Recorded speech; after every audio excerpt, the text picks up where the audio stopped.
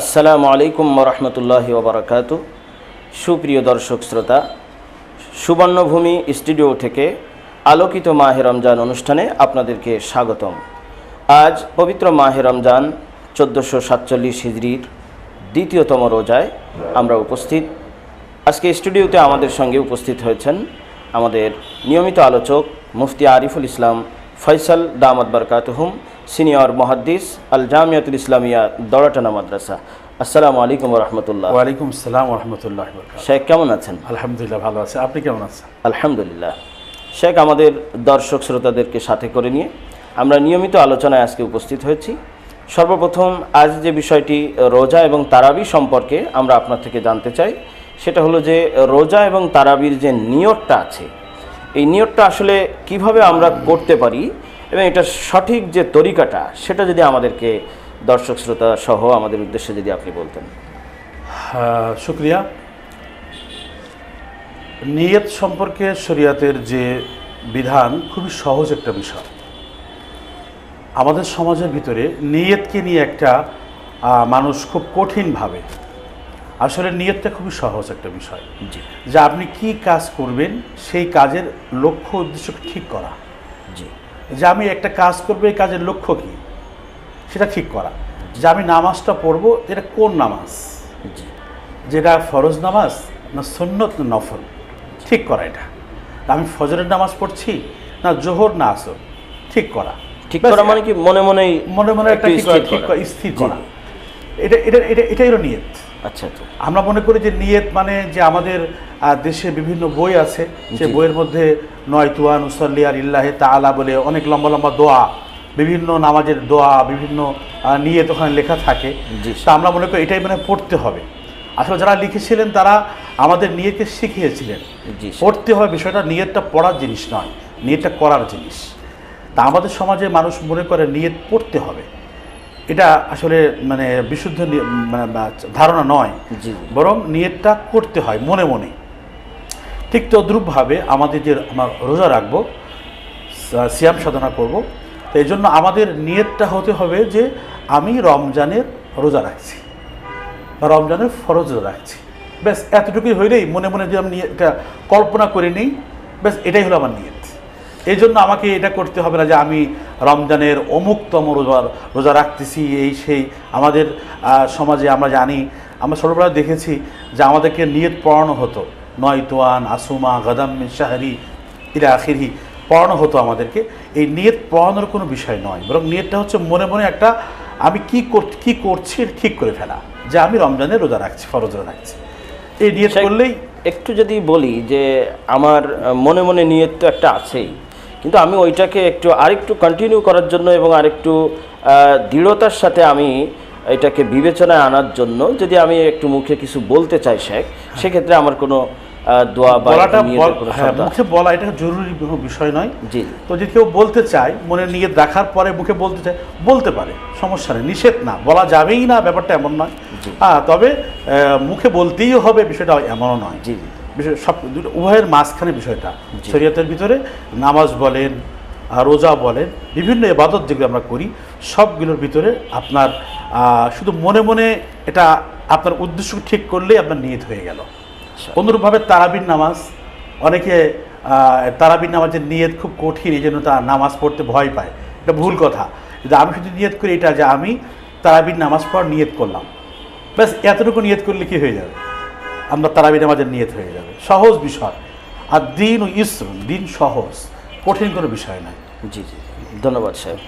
শেখ, যদি আমি আরেকটু বিষয় আপনার কাছে জানতে চাই, একটি রোজার যে বিধানটা আছে, আসলে এটা কি শরিয়াতে মোহাম্মদিয়া বা আমাদের ইসলাম ধর্ম মোহাম্মদ সাল্লাল্লাহু আলাইহি ওয়াসাল্লামের থেকে এটা শুরু হয়েছে, নাকি এটা পূর্ববর্তী ধর্মের মধ্যেও ছিল বা অন্য অন্য ধর্মের মানুষেরাও এটা পালন করেছে? বা বিশেষ করে আমি যেটা আপনার কাছে বেসিক্যালি জানতে চাচ্ছি, যে আমাদের ইসলাম তো মূলত সূচনা হয়েছে সাইয়েদুনা আদম আলাইহিস সালাতু ওয়াস সালাম থেকে নিয়ে, এবং শরিয়ত বলে বা যেটা আমরা শরিয়া বুঝি, শরিয়তের নিয়ম কানুন, এটা তো প্রথম রাসূল হযরত নূহ আলাইহিস সালাতু ওয়াস সালাম থেকে এটা শুরু হয়েছে। যেমনটি আমরা আল্লাহ রাব্বুল আলামিন সূরাতুশ শূরা 13 নম্বর আয়াতে ধারণা দিয়েছেন, শারা আলাকুম মিনাদ দীনি মা ওয়াসা বিহি নূহান ইলা আখিরিল আয়া, যে শরিয়ত যেটা এসেছে, তো এই পূর্ববর্তী যে শরিয়ত, ইব্রাহিম আলাইহিস সালামের শরিয়ত, নূহ আলাইহিস সালামের শরিয়ত, মূসা এবং ঈসা আলাইহিস সালামের শরিয়ত, এই সমস্ত শরিয়তগুলিতে এই রমজানের বিধানটি তারা আসলে কিভাবে পালন করেছেন, বা আদৌ ওই শরিয়তগুলিতে এই রমজানের বিধানটি ছিল কিনা,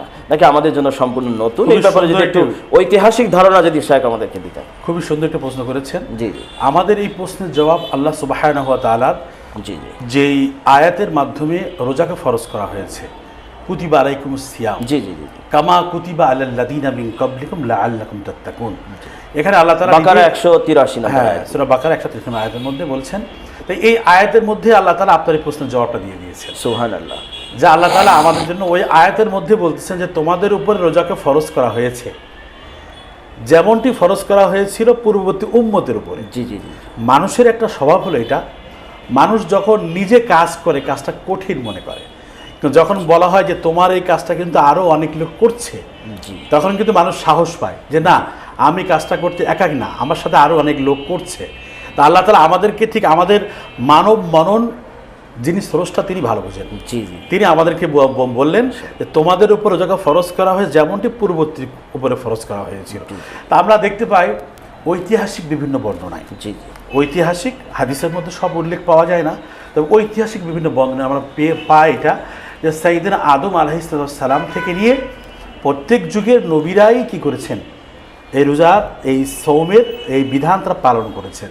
যেমন ঐতিহাসিক সূত্রে পাওয়া যায় সাইয়েদনা আদম আলাইহিস সালাম যখন তিনি বেহেশত থেকে জান্নাত থেকে এই দুনিয়া আগমন করলেন, তিনি আল্লাহর হুকুম মানতে না পারার কারণে তিনি 40 বছর পর্যন্ত রোজা রেখেছিলেন। ঐতিহাসিক সূত্রে পাওয়া যায় তিনি রোজা রেখেছেন। নূহ আলাইহিস সালাম, সাইয়েদনা নূহ আলাইহিস সালাম, তিনি যখন মহাপ্লাবন থেকে উনি উদ্ধার পেলেন, শুকরিয়া হিসেবে তিনি কী করেছিলেন, মানে এই সিয়াম সাধনা করেছিলেন নূহ আলাইহিস সালাম। এভাবে দাউদ আলাইহিস সালাম তিনিও কী করেছেন, রোজা পালন করে, সৌমে দাউদি বলা হয়। দাউদ আলাইহিস সালাম রোজা রাখতেন এবং তিনি একদিন রোজা রাখতেন আবার একদিন ভঙ্গ করতেন, এটাকে সৌমে দাউদি বলা হয়। এইভাবে কি তিনি রোজা রাখতেন। এবার ইব্রাহিম আলাইহিস সালাম তিনি কি করতেন, তিনিও রোজা রেখেছেন। ঈসা আলাইহিস সালাম তিনি তো সবসময় রোজাই রাখতেন। মূসা আলাইহিস সালাম যখন তুর পাহাড়ে গেলেন তিনি ওহী আনার জন্য, সেখানে 40 দিন রোজা রেখেছেন বলে ঐতিহাসিক সূত্রে পাওয়া যায়। এ বিভিন্ন নবীরা কী করেছেন, রোজা রেখেছেন, যেগুলো ঐতিহাসিক বর্ণনায় পাওয়া যায়। হাদিসের মধ্যে সবগুলো ডিটেইলস পাওয়া যায় না, কিন্তু ঐতিহাসিক সূত্রে পাওয়া যায়। শুধু এই যে আসমানি ধর্মগ্রন্থ যারা মানে, দিন মানে, এদের মধ্যে রোজার বিধান ছিল ব্যাপারটা এমন নয়, বরং যারা আসমানি এই দিনকে মানে না, ধর্মকে মানে না, যাদের আসমানি কিতাব নাই, এরকম অনেক ধর্মে তারাও এই রোজা উপবাসকে মেনে থাকে। আমাদের যারা হিন্দু ভাইরা আছে তাদের ধর্মের ভিতরেও কি আছে, উপবাসের বিধান আছে। জৈন ধর্মের মধ্যে আছে, বৌদ্ধ ধর্মের মধ্যে আছে। বুদ্ধদেব তিনি বহুদিন উপবাস থাকতেন। এরকম বিভিন্ন যারা জাতিগোষ্ঠী আছে তারা এই উপবাসের বিধান মেনে আসছে। আল্লাহ তাআলা ওই দিকেই ইঙ্গিত করেছেন যে বিভিন্ন ধর্ম পূর্ববর্তী উম্মত তারা সবাই রোজা রেখেছে, তোমরা একা না, তোমরা বিষয়টা একা নও, তোমরা আমাদের সাথে আরও অনেকে রোজা রেখেছেন। আপনি যে প্রশ্নটা করলেন যে এর আগে কেউ রোজা রেখেছেন কিনা, হ্যাঁ, তবে এর কথা এখানে এরকম যে এক এক নবীদের রোজা রাখার বিধান এক এক রকম ছিল। যেমন আমাদের উপরে এই রোজাকে ফরজ করা হয়েছে দ্বিতীয় হিজরিতে শাবান মাসে ফরজ করা হয়েছে। যখন প্রথম ফরজ করা হয়েছিল তখন কিন্তু রোজার বিধানটা অনেকটা শাবান মাসে রোজা রাখতে হতো। শাবান মাসের 2 তারিখে রমজানের রোজাকে ফরজ করা হয়েছে, বিধান এসেছিল। তাই ওই প্রথম যখন রোজার বিধান ছিল তখন কিন্তু একটু কঠিন ছিল, অর্থাৎ সূর্যাস্ত থেকে নিয়ে রোজা শুরু হতো, পরের দিন সূর্যাস্ত পর্যন্ত। আজকে সূর্যাস্তের পর থেকে মাগরিব থেকে শুরু হবে, পরের দিন সূর্যাস্ত পর্যন্ত কি রোজা রাখতে হতো কন্ট্রোল। প্রথম বিধান এমন ছিল, আর উম্মতের সহজের জন্য আল্লাহ তাআলা সুবে সাদিক থেকেই করে দিয়েছেন। সহজ করে দিয়েছেন। তো এই উম্মতের জন্য আল্লাহ তাআলা কি করছেন, রোজার বিধানকে সহজ করে দিয়েছেন আমাদের জন্য। মানে এটা হলো আল্লাহ তাআলার ওই আয়াতের মাধ্যমেই আমাদেরকে বুঝিয়ে দিয়েছেন যে তোমাদের উপরে শুধু দেখো ফরজ করা হলো না, বরং তোমাদের পূর্ববর্তী উম্মতের উপর কী করো ফরজ ছিল এটা। সুতরাং তোমরা ঘাবড়ে যেও না, বরং তোমরা তাদের মতো কী করো, তোমরাও রোজার এই সিয়াম সাধনা করতে থাকো এবং আমার সন্তুষ্টিকে অর্জন করো। মাশাআল্লাহ শাইখ, অনেক চমৎকার করে আপনি এর ঐতিহাসিক প্রেক্ষাপটটি আমাদের সামনে তুলে ধরলেন। শাইখ, যদি একটু ছোট্ট করে বলতেন যে আমাদের এই যে রোজার যে ঐতিহাসিক একটা শিক্ষা, যুগে যুগে রোজা যেটা আপনি তুলে ধরলেন, এটার ঐতিহাসিক একটা মানে জিস্ট যদি আপনি আমাদের সামনে তুলে ধরতেন, যে ঐতিহাসিক শিক্ষা। হ্যাঁ, ঐতিহাসিক শিক্ষাটা আমাদের আসলে কি? ঐতিহাসিক শিক্ষা বলতে যেহেতু মানে প্রত্যেক রোজা, প্রত্যেক কওম, প্রত্যেক সম্প্রদায়ের উপরে তাদের এই উপবাস বা সৌম সাধনা ছিল, সমস্ত পূর্ববর্তী উম্মত ছিল। এটা কেন, জি আমি প্রশ্ন করলাম কেন। আসলে মূল বিষয়টা হচ্ছে রোজার যে মূল উদ্দেশ্য, আল্লাহ তাআলা বলে আল্লাহুম তাত্তাকুন, মুত্তাকি হওয়া। মূল কথাটা হচ্ছে তাকওয়া মানে হলো নিজের নফস প্রবৃত্তিকে কন্ট্রোল করা, জি, নিজের প্রবৃত্তিকে নিয়ন্ত্রণ করা, ব্রেক লাগানো। যেটা আমার মনে যাচ্ছে আমি তাই করব, ব্যাপারটা এমন নয়। আল্লাহ তাআলা আমাদেরকে খাবার থেকে, পানাহার থেকে বিরত রাখলেন, মানে কন্ট্রোল করলেন। আমার সামনে হালাল খানা, পানি, সুপ্রিয় পানি, আমি খাচ্ছি না, কন্ট্রোল করছি আমি। এই যে অভ্যাস করাচ্ছি আমি। তো প্রত্যেক যুগে প্রত্যেক মানুষের ভিতরে নফস আছে, প্রত্যেক জাতির ভিতরে নফস আছে, প্রবৃত্তি আছে।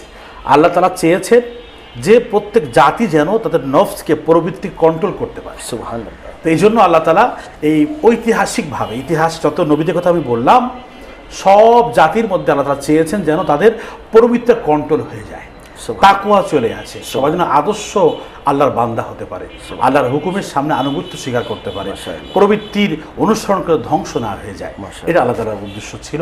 আর এই জন্য প্রত্যেক জাতির উপরে রোজাকে ফরজ করা হয়েছে। আর এটাই শিক্ষা, ঐতিহাসিক শিক্ষা এটা। মাশাআল্লাহ। জি, তাহলে ঐতিহাসিকভাবে যদি আমরা বলি যে এটা একটা মানব মুক্তির একটা সোপান বা মানুষের শান্তির একটা অনাবিল শান্তির একটা পথ, একটা দরজা হচ্ছে সিয়াম সাধনা।